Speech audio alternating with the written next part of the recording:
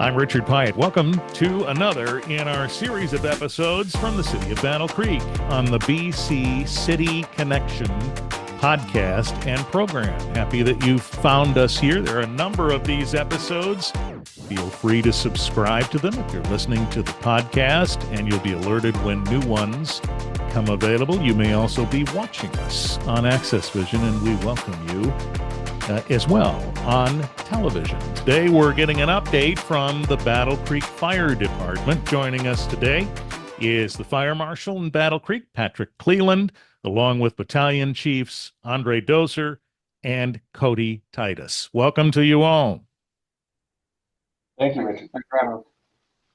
Well, we appreciate the updates that you're going to provide us. One of the more recent updates is the announcement that the police chief, Shannon Bagley, is the interim fire chief these days. Let's talk a little bit about that. Does that mean a public safety setup, or is this just a temporary thing?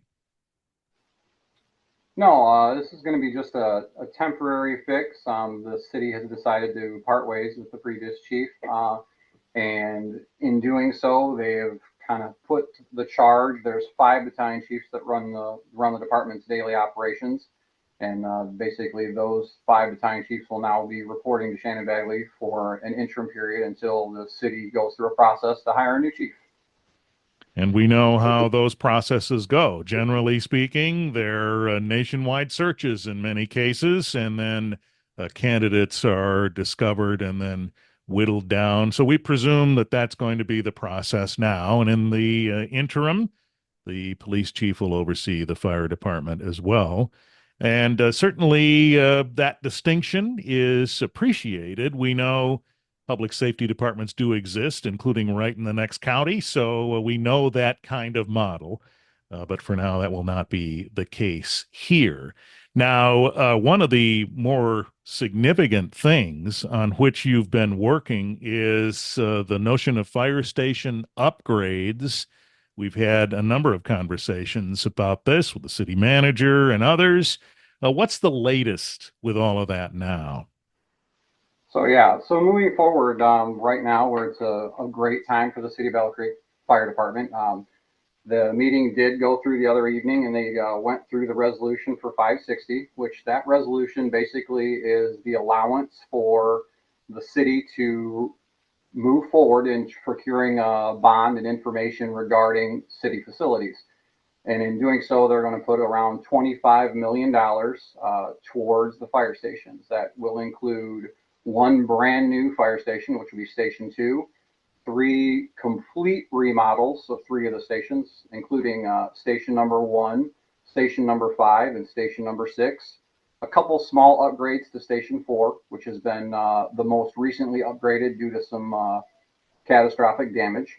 And then along with that, the unfortunate side of that is the closure or moving of the crews from Station 3 to Station number 1. Yeah, and so this is something that the city manager was very clear about early on, the notion that it's a historic building, so it's not going anywhere, but the operations are going to move. Correct. Both Station 2 and Station 3 are the oldest working fire stations within the city. They're actually some of the oldest working fire stations around. Both are beautiful old historic buildings that have great meaning to the city. One, of course, was built and put by Post, and the other one was built and done by Kellogg. So they're very historically significant to the city, and neither will go anywhere. The only thing this means is that they're just no longer serviceable for fire use. Fire equipment's getting bigger. What we do in them, what we need from those stations is just no longer feasible to do. So the idea behind it is Station 3's crew will not be dissolved. They will just be moved here to Station number 1, which is just down the street on Elm, or from Elm to Michigan. And then Station 2's crew, the new Station 2 will actually be about 100 yards north of the current station. And then right now the city is looking for ideas and input on Station 2 and Station 3, what to do with the buildings because they are historic. Mm-hmm. Talk about, if you would, BC Titus, just for a second, an example of how technology has changed or firefighting in general has changed such that these changes are necessary? So a couple of the big changes. One is apparatus. I mean, if you want to look at the humor involved, we love our buildings, Station 2 and Station 3. They were designed for horse-drawn. So these housed horses and carriages that were pulled by those horses.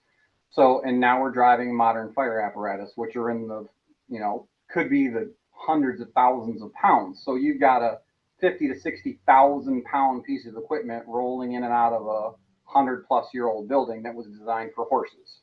So that in and of itself is kind of a structural issue. So that's one of the big problems. But as far as technology goes, we have come a long way with safety, with some things of that nature, especially for personal safety for firefighters, which includes the fact that they've understood now that going into fires and going into these scenes is what causes the increased cancer risk and the increased risks for firefighters. So a lot of these newer facilities have air handling systems, have proper cleaning systems, have decon areas, have the ability for firefighters to have multiple sets of turnout gear and clean that gear within a time frame that they can stay cleaner. So those are some of the huge upgrades across the city that we're looking for to boost the ability for health and safety of not only the firefighters but of the public. Yeah, that's obviously very significant. But of course, I'm lingering on the idea that these buildings used to have horse-drawn carriages.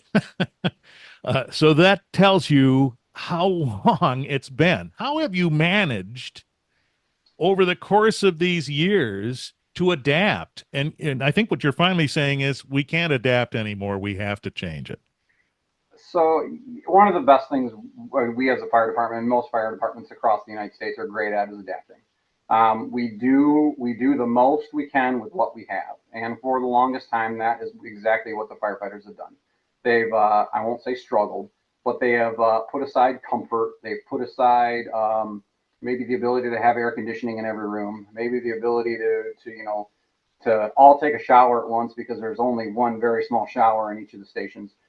They put a lot of the necessities and small things aside just to be able to keep these buildings in service. And the city itself has spent a lot of money to keep these buildings to where they are, and it's just becomes just not feasible. They're at a point now where structurally they're no longer suitable, and some really, really big engineering would have to go in to keep them. And that's kind of the teeter point we're at now. Is sad to say that they're no longer serviceable for fire use, but it doesn't mean that they're not serviceable for something else. All right. So that will eventuate. We'll find out what that means going forward. But in terms of now the Resolution 560 having been check stepped by the commission, what's next? So so they said yes, it's a go. We can move forward in the process. So the next part of the process basically is the design team downtown that has designed the new buildings. The designs will be finalized. We'll go through and do some little checks and moving of closets and organizations of things to make sure all the buildings look exactly the way we want and that nothing was missed. And then that design crew will flip those designs into blueprints. That will kind of then move the process forward. The time frame for the posting of the bond by rules will be expired by that time. And then the city will move forward. Hopefully the idea is around the 1st of February with some actual biddable blueprints. They'll go out to bid for 30 days, which will allow companies across the way to bid on them as a job. Once the end of February comes around March, the dream timeline would be that the commission then is a go ahead once the bids and everything come back in. Then they would actually post for the bond, which does again take a few months and some time frame. So the dream and all goal is if everything just kept rolling the way it's supposed to, is that we might be looking at breaking ground in July or August of next year. Okay. And this means that you will be able to respond more effectively, would you say? I mean, help us understand how this improves your process. So it improves our process more so from anything from a health and wellness standpoint. The stations, just because of the way they're designed, modern fire apparatus can't get them. So we are very select on what apparatus we're allowed to buy and purchase. So that's one of the things that this will alter and change. Currently, our ladder truck, which is our largest truck in the city, only fits in 2 of our stations. Hmm. And one of those stations, it barely fits in. It's a little bit of a kind of sardining to get it in there. So that all changes. That allows us to, to move things around, to have pieces of the puzzle that can fit in different spots. But as far as a operational standpoint, the same number of firefighters are on shift every day, and the same number of staff is here.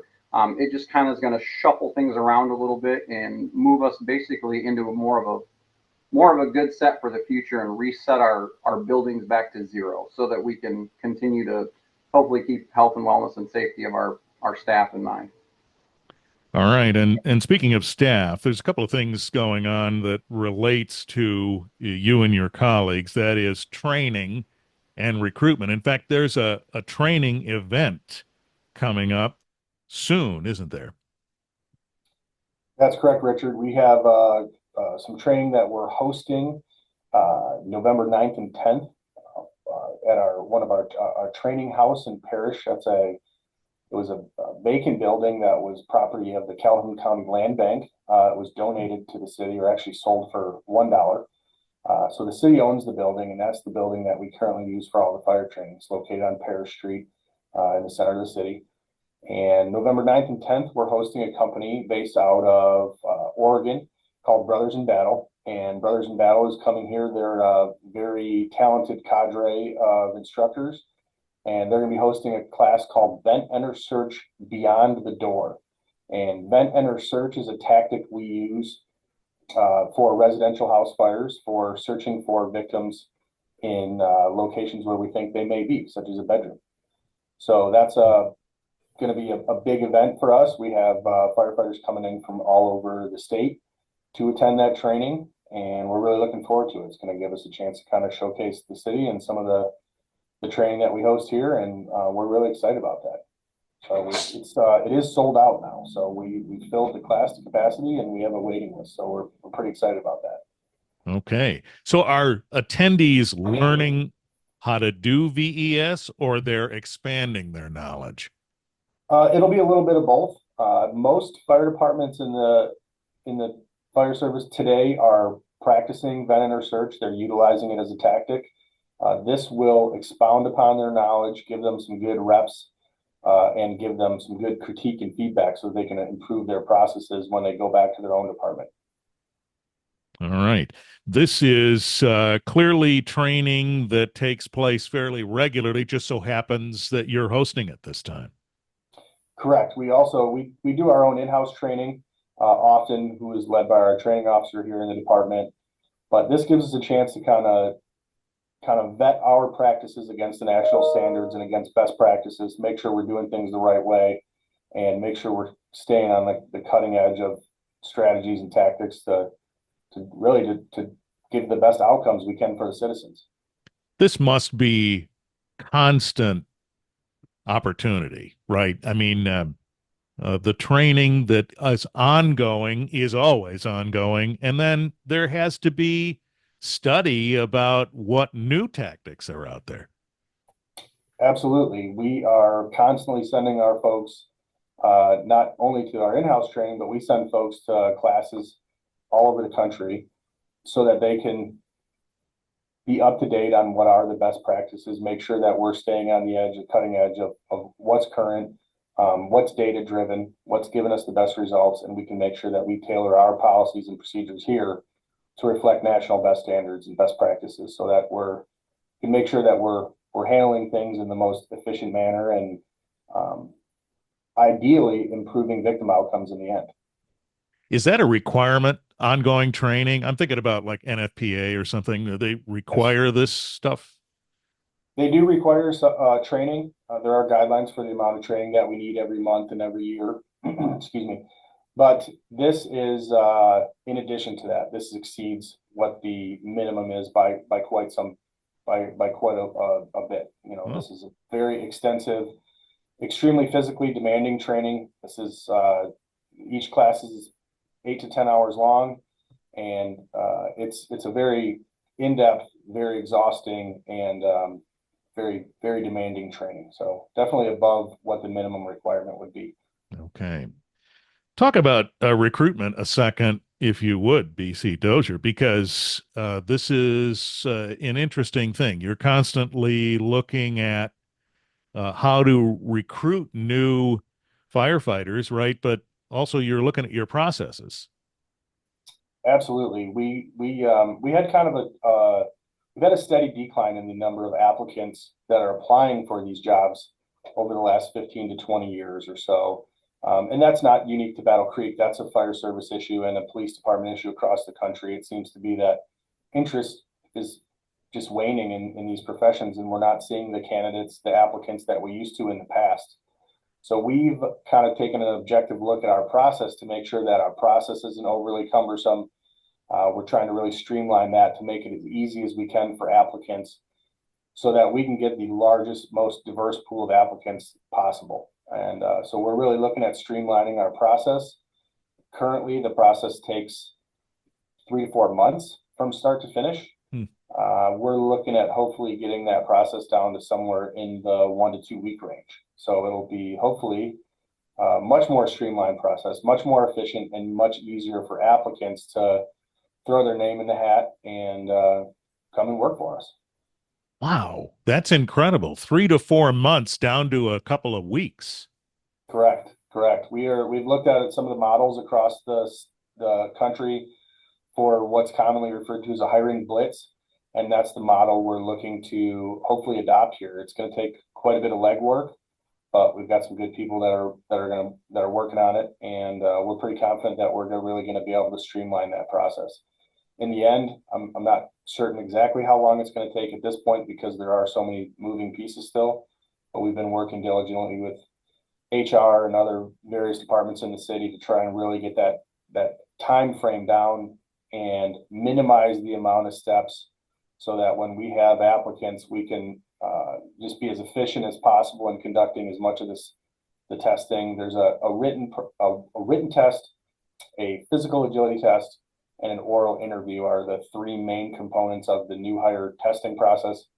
And we're hoping to try and complete all of those in a very condensed time frame so that applicants don't have to take multiple trips back and forth to Battle Creek or take multiple days off of work to participate in the testing process, which is kind of how it's gone in the past. We're really trying to just make it as easy as we can on applicants so that we have the largest, most talented, diverse pool that we can choose from. Somebody could be listening to this who's interested in applying. What should they do? Well, currently right now, what I would advise is to keep an eye on the city's website, keep an eye on the career opportunities page on the website. We're updating that as quickly as we can. It still has some outdated information on it. And we didn't want to spend the time to update it at the current moment until we make some changes. But going forward in the future, you'll have the ability to just apply most likely all year round. And then when we're doing the testing, we're going to reach out via email, text, whatever, and just let them know, hey, this is when we're moving forward. This is when the next steps in the process are, and we can keep them updated that way. All right. It just so happens that the time at which we're talking happens to be the last of Fire Prevention Week. Fire Marshal Cleland, talk a little bit about what stands out when somebody says to you, here's what you should remember about fire prevention. What do you say? This year, the focus was on smoke alarms and making them work for you. So that's the theme that the NFPA put forward. So when we went to do our presentations in the schools, that's what we taught. Much like Battalion Chief Dozier and Cody Battalion Chief Titus already spoke to, these are not brand new things, just like our fire stations, we have them, but we're looking to improve. Our recruitment, we already have a recruitment program we're looking to improve. The same rings true for fire prevention. We've been doing things, but we're looking to expand our fire prevention efforts and just make them more effective, more current with the modern times. So those are things that myself and we just promoted a fire inspector. So those are things that we talk about how to move forward and make things better. All right. And some of the other things that we've heard before, but it bears repeating. Your batteries in your smoke detectors should be changed, and you should have them. That's correct. Not everyone does, and we have a smoke alarm program in-house. We also have a grant-funded smoke alarm program that we're running right now. So those are available for people. If they hear this, they can contact us and we can set up an appointment to meet them. We do encourage everyone to have smoke alarms in their home. If they don't have batteries, they should be updated, and if they're older smoke alarms, they should be replaced. Most of the newer ones come with a 10-year battery, so they should be good for the life of the smoke alarm, so you won't have to replace them. So I would encourage everyone to see what they have in service in their homes now and evaluate whether they need new ones or not. So if someone has a smoke detector in their house and it's 10 years or older, they should replace it. They should, and if they have the older style battery ones, even if they're still good, they should be checking those smoke alarms at least monthly to see if they're working or if the batteries need to be replaced. Okay. Now, some homes have smoke detectors that are wired into the electrical system. Is that the same lifespan? Those are different. They're wired into the home. They do have a battery for backup, so you should still check those. And then eventually, as those smoke alarm heads get older, they can be replaced. Okay. So consider that. And you all are excellent at helping folks figure that stuff out, aren't you? They can just call you and talk to you about it. They can call us, and then, like I said, we do have smoke alarms available. So if they don't have them and they qualify, we can get those to you in a pretty short order. Okay. So do it. Make sure you have it. I suppose the truth is, I'm really flabbergasted when I hear that there are still homes out there without smoke detectors. I feel like I say we, but generally the general we have been talking about this for years and years, but it's still true, isn't it? There are some homes without them. There are, and so if you can help us get the word out, or we'll keep promoting it the best we can. But we need those. Sometimes we need those people to contact us and let us know that they do need them. Yeah. Right. So if you're in the city of Battle Creek, that's where you live, reach out to the Battle Creek Fire Department and tell them you need smoke detectors. And I would venture to say, if you don't live in Battle Creek, there are other departments and other municipalities doing the same thing. They are working to make sure that smoke detectors are in as many homes as possible. So reach out locally. All right, so Fire Marshal Patrick Cleland and Battalion Chiefs Andre Dozer and Cody Titus, thanks for this update from the Battle Creek Fire Department.